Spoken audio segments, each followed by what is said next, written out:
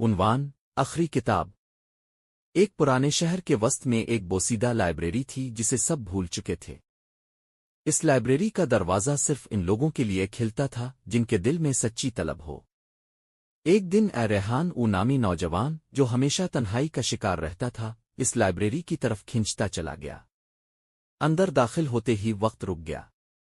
دیواروں پر لٹکی ہوئی گھڑیاں خاموش تھیں اور ہوا میں پرانی کتابوں کی خوشبو تیر رہی تھی۔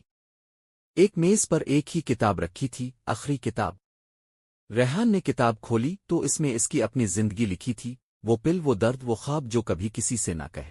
حیرت سے کانپتے ہاتھوں سے وہ صفحہ پلٹتا گیا یہاں تک کہ آخری صفحہ آیا جس پر لکھا تھا، یہاں سے تمہاری نئی کہانی شروع ہوتی ہے جو تمہیں خود لکھنی ہے۔ اچانک لائبریری غائب ہو گئی۔ ریحان خود کو ایک نئے شہر میں پایا، نہ ماضی کا بوجھ، نہ یادوں کی زنجیر، بس ایک قلم اور ایک سفید کاغذ اور ایک نئی شروعات۔